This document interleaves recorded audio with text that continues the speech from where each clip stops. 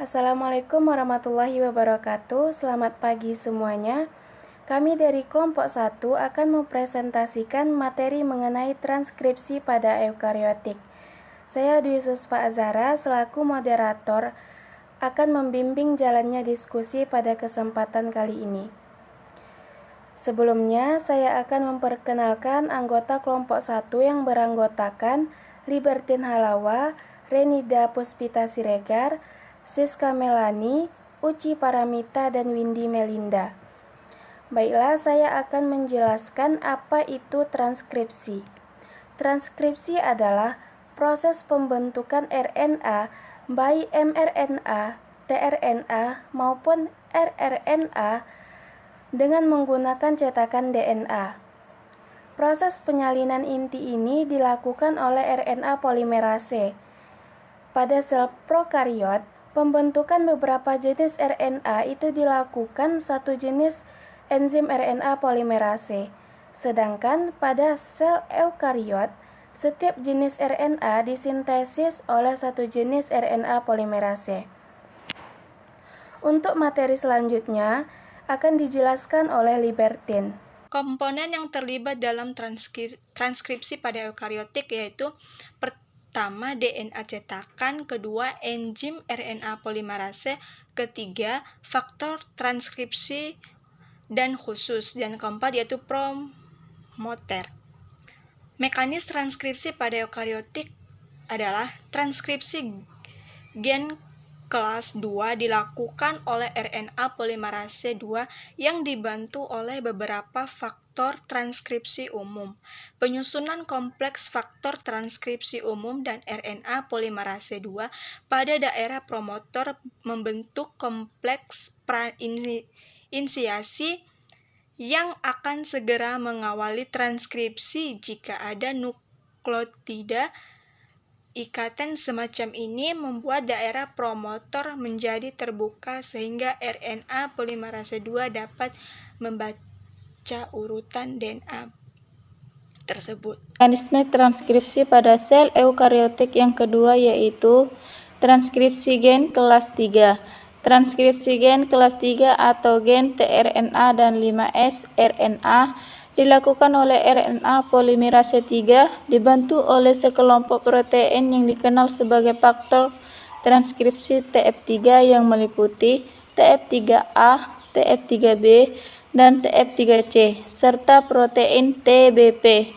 Terminasi transkripsi gen kelas 3 terjadi pada suatu daerah tertentu dan tidak melibatkan protein khusus. RNA polimerase 3 terdapat di dalam nukleoplasma dan sekurang-kurangnya terdiri dari atas 16 subunit unit yang berbeda. Kemudian mekanisme transkripsi gen tingkat 3 pertama-tama faktor TF3C menempel pada kotak A dan kotak B yang ada pada promotor internal. Penempelan TF3C tersebut mendorong penempelan TF3B dan TBP pada daerah sebelah hulu dan titik awal replikasi. Selanjutnya, RNA polimerase 3 menempel pada daerah awal transkripsi dan siap memulai proses transkripsi. Pada saat transkripsi dimulai, RNA polimerase 3 menyebabkan TRF3C terlepas dari ikatannya dengan kotak A dan kotak B pada daerah promotor internal, sementara TF3B tetap berada di tempatnya untuk memulai rangkaian proses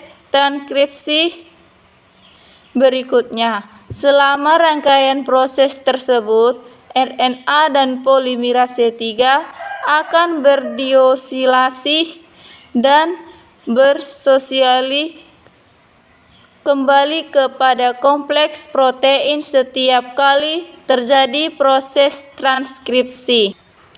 Dan untuk materi selanjutnya akan dijelaskan oleh saudari Siska. Baik, di sini saya akan melanjutkan tentang transkripsi gen kelas 1. Transkripsi gen kelas 1 dilakukan oleh RNA polimerase 1. Proses transkripsi gen kelas 1 juga dimulai dengan pembentukan kompleks prainisiasi yang dilakukan oleh RNA polimerase 1 dan 2. Faktor transkripsi yaitu SLI dan UBF, atau upstream binding factor. SLI merupakan faktor transkripsi yang mempunyai spesifitas untuk suatu spesies. Artinya, dapat membedakan antara promotor gen pada manusia dan promotor gen pada hewan. Selain faktor SLI, inisiasi gen kelas 1 juga memerlukan faktor transkripsi UBF. Faktor UBF inilah yang menempel pada daerah promotor gen RNA secara langsung dan bukan RNA polimerase 1. Hasil penelitian menunjukkan bahwa faktor SLI yang berasal dari manusia tidak diberikan langsung pada DNA, sedangkan SLI yang berasal dari mencit padat menempel pada promotor gen RNA mencit sehingga faktor-faktor transkripsi SLI yang berasal dari manusia hanya aktif terhadap promotor manusia, sedangkan SLI mencit juga aktif pada promotor mencit. Sebaliknya, faktor transkripsi UBF yang berasal dari manusia dapat menggantikan fungsi UBF dari mencit dan sebaliknya. RNA polimerase 1 bertanggung jawab dalam sintesis RNA secara terus-menerus selama interfase. Selama sintesis RNA berlangsung aktif, transkripsi pra-RNA dikemas sepanjang gen gap RNA dan jika divisualisasikan menggunakan mikroskop elektron akan nampak sebagai struktur pohon Natal.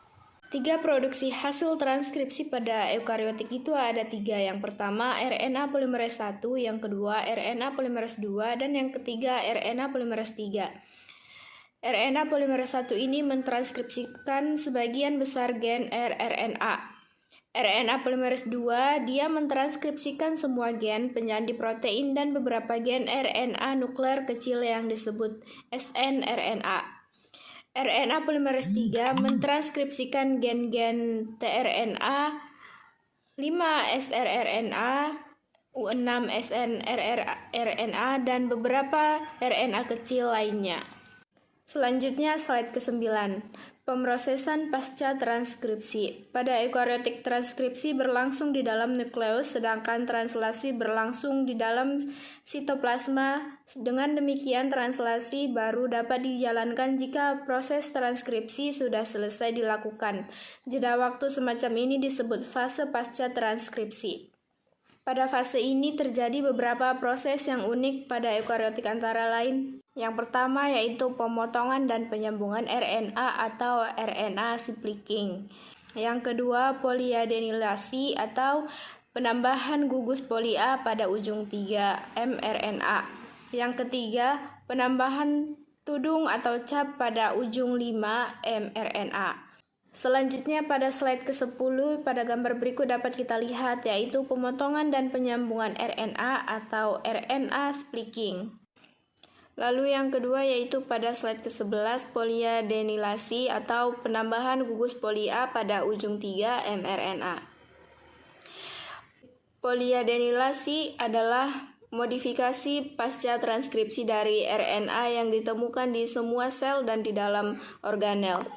Poliadenilasi dari ujung 3 terjadi sebelum mRNA meninggalkan nukleus. Nantinya pre-mRNA dibelah pada situs poliadenilasi dan ditambahkan ekor poliadenilasi yang merupakan proses yang diperlukan untuk pembentukan mRNA normal. Gen dengan beberapa situs poli A dapat menjalani alternatif polidenilation menghasilkan isoform mRNA yang berbeda dengan 3 daerah yang tidak diterjemahkan dan dalam beberapa kasus wilayah pengkodean berbeda. Fungsi dari poliadenilasi ini adalah untuk meningkatkan stabilitas mRNA sebagai mRNA mempunyai umur yang lebih panjang dibandingkan dengan mRNA yang tidak memiliki poli A. Baiklah, Sawindi Malinda akan menjelaskan tentang penambahan tudung atau cap pada ujung 5 mRNA. Capping merupakan rangkaian reaksi enzimatik dengan menambahkan 7 metilguanosim atau M7G ke ujung 5' mRNA. dan dengan demikian melindungi RNA dari degradasi oleh eksonuklease.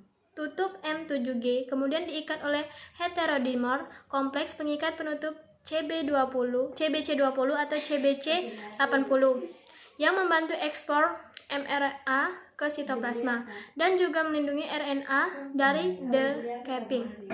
Fungsi dari mRNA sendiri, mRNA cap, yaitu melindungi mRNA dari degradasi, meningkatkan efisiensi translasi mRNA, meningkatkan pengangkutan mRNA dari nukleus ke sitoplasma, meningkatkan efisiensi proses splicing mRNA. Senyawa penghambat transkripsi yaitu yang pertama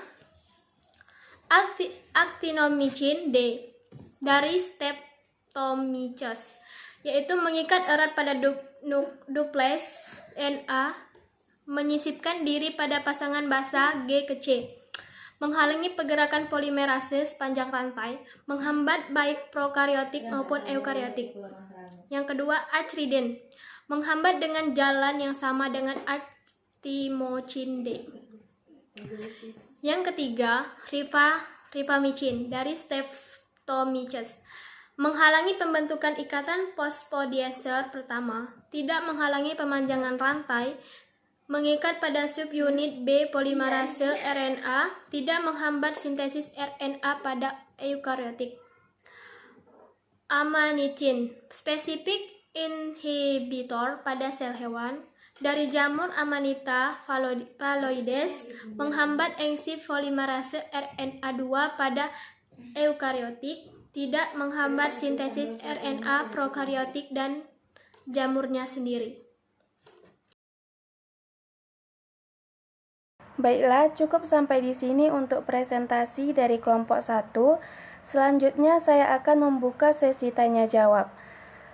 Untuk sesi tanya jawab, hanya diperbolehkan 1 pertanyaan untuk 1 kelompok. Terima kasih. Assalamualaikum warahmatullahi wabarakatuh.